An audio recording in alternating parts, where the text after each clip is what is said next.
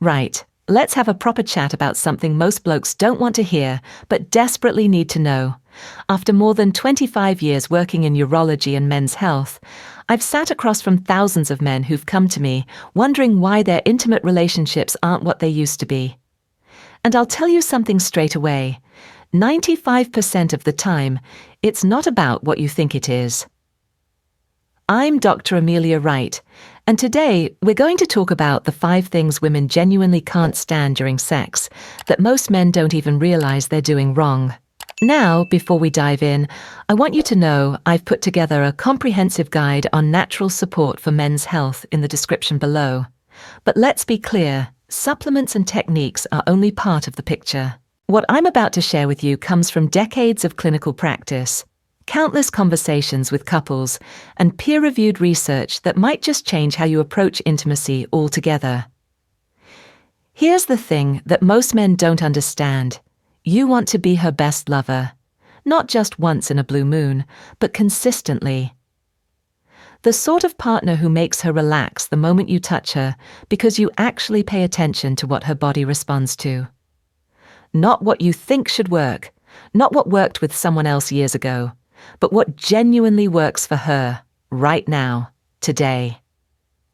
And I can tell you from 25 years of practice, most men get this wrong, not because they don't care, but because nobody's ever sat them down and explained it properly. Let me start with something that absolutely drives women up the wall, and it's probably the most common mistake I see. Going in too hard, too soon, with your hands. Now, I know what you're thinking. You've seen it in films, you've read about it in magazines, and you reckon you know what you're doing. But here's what actually happens physiologically when you rush things. When intense internal stimulation happens before her body is genuinely ready, the pelvic floor muscles tighten as a protective reflex. Her brain literally shifts from pleasure mode into protection mode. All the research on sexual arousal shows us that comfort, relaxation, and a gradual build increase natural lubrication and decrease guarding. Meanwhile, sudden intensity early on does the exact opposite. It increases tension and actively reduces pleasure. Think about it this way. If you've ever had a massage where the therapist went straight in with deep pressure before warming up the muscles, you know exactly how uncomfortable that feels. Your body tenses up rather than relaxes. The same principle applies here, only more so. The vulva and vagina are incredibly sensitive areas with thousands of nerve endings. Rush it, and you're basically telling her body to brace for impact rather than open up for pleasure. So, what should you do instead? Warm the outside before you even think about the inside. Use slow, broad touches on her hips, inner thighs, belly, chest, and vulva. And for heaven's sake, bring a generous amount of high-quality lubricant in from the very start. I don't care if she seems wet enough naturally, use it anyway. Ask simple, straightforward questions like, more or less, and softer or deeper. Then build gradually. Think of it like bringing a pan to a simmer rather than blasting it on high heat. The results will be infinitely better, I promise you. Now, the second thing, and I cannot stress this enough, skipping or rushing foreplay. Gentlemen, I need you to understand something fundamental here. What you might label as foreplay, what you think of as the warm-up act before the main event, that's already sex for many women. It's not the support act, it's part of the bloody performance. Arousal for most women follows a curve, not a switch. You lot can go from 0 to 60 in about 30 seconds. Women's bodies don't work that way, and modern models of women's sexual response have shown us exactly why. Let me share some statistics with you that might surprise you. Large representative surveys consistently find that only about 1 in 5 women climax from penetration alone. Just 20%. Meanwhile, many more climax reliably with direct clitoral stimulation, or with penetration combined with clitoral focus. So when you rush through what you think is foreplay to get to penetration, you're essentially skipping the main event for her and wondering why she's not as enthusiastic as you'd hoped. Here's what I tell the men who come to my clinic, especially those of you over 40 or 50 who've been in long-term relationships. Plan for more warm-up time than you think you need, particularly on stressful days. Keep your rhythm steady and change only one element at a time. Don't suddenly switch from kissing to touching to penetration all at once. Her nervous system needs time to settle into what feels good. If you're changing everything every 30 seconds, her brain can't track what's working and what isn't. The third mistake is one that honestly breaks my heart a bit because it's so easily fixed, yet it causes so much disconnect between partners. Ending the moment right after you ejaculate. I completely understand the biology here. Many men feel their energy drop immediately after climax. You want to roll over, catch your breath, maybe have a bit of a kip. That's absolutely normal. There's a whole cascade of hormones that make you feel that way. But here's what you need to know. Women's arousal often lingers well after yours has subsided. Research on touch and bonding shows us that close physical contact during and especially after intimacy increases bonding hormones like oxytocin. This is proper science, not just romantic nonsense. When you immediately withdraw, both physically and emotionally, it can feel abrupt to her. Some women describe it as emotional whiplash. One moment you're connected and intimate, the next you've turned away and you're practically snoring. Now, I'm not saying you need to power through exhaustion or pretend you're not knackered. What I am saying is this. If she still wants more stimulation, continue with your hands or a small external vibrator whilst you hold her close. You can be resting while still being present. If she's content, shift to skin-to-skin contact, quiet words, breathing together. Aftercare isn't some optional extra for particularly romantic evenings. It's part of great sex, full stop. Let me tell you something I've learned from 25 years of practice. The couples who maintain strong, intimate connections well into their 60s, 70s, and beyond are the ones who understand that sex doesn't end when the man finishes. They figured out that intimacy is about connection, not just physical release. Right, number 4. This one's subtle, but it's absolutely crucial, putting pressure on her to orgasm. I've had countless women tell me about well-meaning partners who ask immediately after, "Did you come?" And I understand why you ask. You want to know if you've done well, if she's satisfied, if you're a good lover. But here's the problem. Even well-intentioned questions like that can feel like a performance review. It turns something that should be about connection and pleasure into a test she has to pass. Performance pressure raises stress hormones in the body, which makes climax significantly less likely. It's a vicious cycle. The more you focus on whether she's going to orgasm, the more pressure she feels, the less likely it becomes. Meanwhile, research on women's sexual experiences consistently shows us that connection, presence, and feeling, genuinely wanted, often matter just as much as any so-called finish line. So, what should you do instead? Replace goal-focused talk with sensation-focused conversation. Say things like, "more like this," or "should I stay there?" or "softer or firmer." Notice what I'm doing there. I'm asking about what feels good in the moment, not about end results. If an orgasm happens, wonderful.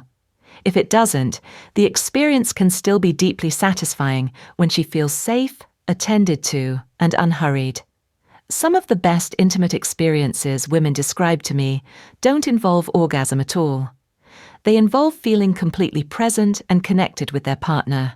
And finally, number 5, and this might be the most important one of all, assuming you know what she wants, or gently pushing past boundaries. Look, I know you've got experience.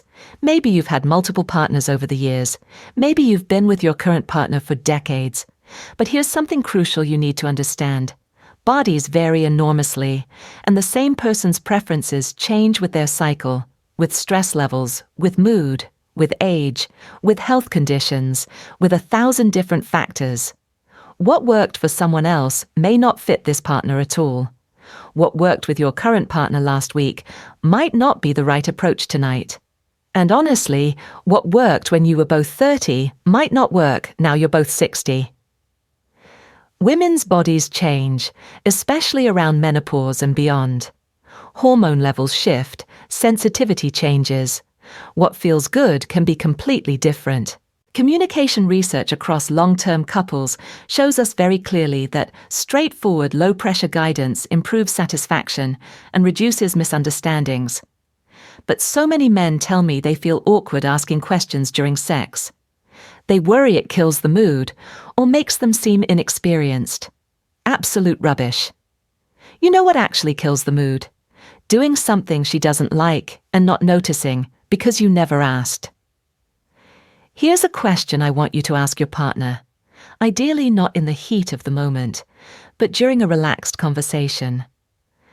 When sex is genuinely amazing for you, is it usually more from clitoral or external touch, from penetration, or from both together? That one respectful question can change everything. And here's the crucial bit. Suggest, don't insist. Honor any no immediately. If she says she doesn't like something, that's not a negotiation. That's a boundary. And you respect it. Now, let me share some practical upgrades that make a significant difference. Things I've recommended to thousands of men over the years. First, use lubricant early and often. I don't care if you think there's enough natural lubrication. Clinical guidance supports using lubricant for comfort and improved experience even when natural lubrication is present. It reduces friction, it increases comfort, it makes everything feel better for both of you. Second, breathe slowly and lengthen your exhale. This isn't some new age nonsense. Paced breathing studies show that longer exhales increase vagal tone and reduce stress responses in the body, which helps both of you relax and open up instead of tensing. When you're anxious or rushed, you breathe shallowly. When you're relaxed and present, your breathing deepens. Consciously slowing your breath can help shift your whole nervous system. Third, when she indicates she likes something, keep that one variable steady for a bit. Let her brain track what's working. I see so many men who think variety is the spice of life, so they're constantly changing position, pressure, rhythm, location. But tiny adjustments beat constant switching every single time. Find what works and stick with it long enough for pleasure to build. Fourth, blend different types of stimulation rather than thinking you have to choose between penetration and clitoral touch. For many women, particularly as they get older, the most reliable route to orgasm combines both. You've got hands, you've got positioning that allows for external stimulation during penetration. You've got creativity. Use it. And finally, plan aftercare on purpose, even if it's just for a minute or two. It doesn't have to be elaborate. Hold her, stay present, say something kind, keep some physical connection. Many women remember that warmth and closeness more vividly than the sex itself. Now, I need to address something important, because I know some of you are sitting there thinking, well, what about when there's actual pain involved? If sex is genuinely painful, if there's dryness, sharp discomfort, burning, anything that feels wrong, you need to pause and get proper help. This isn't something to push through or ignore. Pelvic floor tension, hormonal changes, vulvar pain conditions, endometriosis, infections, and postpartum healing can all masquerade as simple incompatibility. But they're not, they're treatable medical conditions. Pelvic floor physiotherapists are absolutely brilliant at teaching relaxation techniques or strengthening exercises where needed. Meanwhile, doctors like myself can address hormonal dryness, pain syndromes, and other medical factors. The point is, pain during sex is not normal, and it's not something either of you should just accept. For you men, especially those of you over 40 or 50, if erections are frequently unreliable, or if morning erections have faded for several months, that's a health signal worth evaluating properly. Major medical societies recommend checking blood pressure, cholesterol, blood sugar levels, screening for sleep apnea, reviewing your medications, assessing mood, and checking testosterone levels in the right context. Why? Because erectile difficulties often travel alongside these other health conditions. Treating the root causes whilst also improving your technique is the winning combination. I've been doing this work for over 25 years now, and I can tell you that the men who come to see me fall into two camps. There are those who think erectile problems are just about getting harder erections, and there are those who understand that sexual health is about the whole person, the whole relationship, the whole approach to intimacy. The second group gets much better results, I can tell you that much. Here's a simple phrase you can use tonight if you want to start changing how things work between you and your partner. Let's go slowly and make this feel amazing for both of us. Tell me if you want more of anything, less of anything, or something different. I genuinely love hearing what you like. Then prove you mean it with your hands, your breath, your pace, and the way you stay present afterwards. When you truly listen to her body, when you build arousal gradually, when you blend the right types of stimulation, and when you keep that emotional connection alive even after the physical peak, you'll feel the shift immediately. There'll be less pressure, more genuine pleasure, and a partner who's actually excited to be close to you again, rather than finding excuses to avoid intimacy. I want to address something that came up quite a bit when I was preparing this talk. Many men have said to me over the years, "But Dr. Wright, why don't women just tell us what they want? Why do we have to guess?" And that's actually a fair question. Ideally, yes, both partners would communicate openly and clearly about their needs and desires. But here's the reality. We live in a culture where women have been taught for generations that talking explicitly about sexual pleasure is impolite or unseemly. Many women don't even know how to articulate what they want because they've never been encouraged to explore their own pleasure. So whilst I absolutely agree that communication should go both ways, I'm also telling you that as men, especially as older men with more life experience, you can take the lead in creating a space where that communication feels safe and welcome. Ask open-ended questions. Make it clear that you genuinely want to know, that you won't be offended or hurt by honest answers. Create an environment where she feels comfortable telling you to slow down, speed up, move left a bit, add more pressure, whatever she needs. Some of you watching this are probably thinking, "I wish I'd known all this decades ago." I hear that a lot in my clinic, men in their 50s and 60s saying they wish someone had explained this when they were in their 20s or 30s. And look, I understand that feeling. But here's the thing. You know now, you can change things starting tonight. It's never too late to become a better lover, a more attentive partner, someone who makes intimacy genuinely satisfying for both people involved. I also want to say something to those of you who've been with the same partner for many years, maybe decades. Long-term relationships have their own particular challenges around intimacy. You fall into patterns, you stop asking questions because you assume you know everything. You get a bit lazy perhaps. But those same long-term relationships also have incredible advantages. You've built trust, you know each other's bodies, you have history together. Use that foundation to have conversations about what's working and what isn't. Don't assume that because you've been together for 30 years, it's too late to change how you approach sex. For those of you dealing with age-related changes, and let's be honest, that's most men over 50, I want you to know that satisfying sex doesn't require the same firmness or stamina you had at 25. What it requires is attention, creativity, willingness to adapt, and genuine care for your partner's experience. Some of the best intimate relationships I've seen in my practice are between couples in their 60s and 70s who've figured out how to make sex work with the bodies they have now, rather than mourning the bodies they had 40 years ago. The supplements I mentioned earlier, the natural support options, they can absolutely help with blood flow and stamina. I've seen good results with organic watermelon extract containing L-citrulline, which supports the nitric oxide pathway that's crucial for erections. And there are comprehensive blends combining icarian, tonkat ali, fenugreek, nettle root, and citrulline that many of my patients find helpful for overall vitality, testosterone support, and prostate health.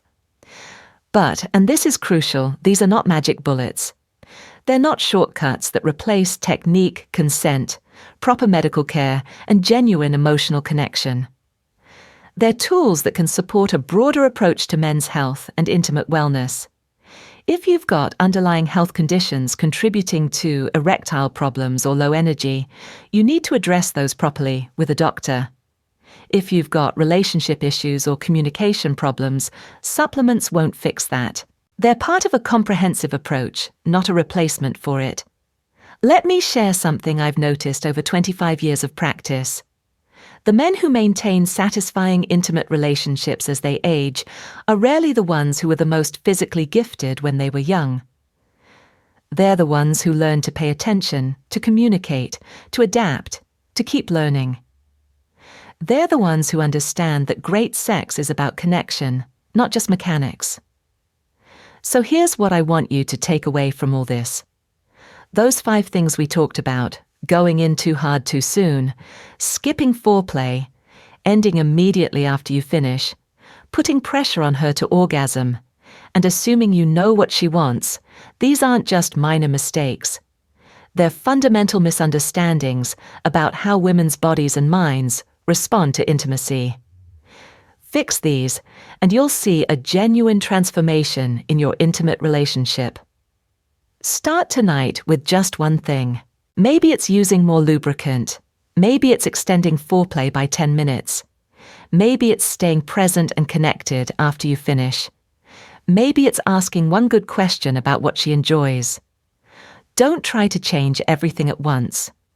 Pick one thing, do it consistently, and build from there. Remember, you're not trying to become some sort of sex god. You're trying to become a partner who makes intimacy feel safe, pleasurable, and connecting for both people involved. That's actually much more valuable than any technique or trick. And it's absolutely achievable regardless of your age, your physical condition, or how long you've been doing things the wrong way. I've been Dr. Amelia Wright, and I genuinely hope this has given you some practical things to work with. If you found this helpful, I'd love to hear about it in the comments. What surprised you most? What are you going to try differently? And if there's something specific you'd like me to address in future videos, let me know. After 25 years in this field, there's not much that shocks me, and there's very little I haven't seen or heard about. So ask away, and let's keep this conversation going.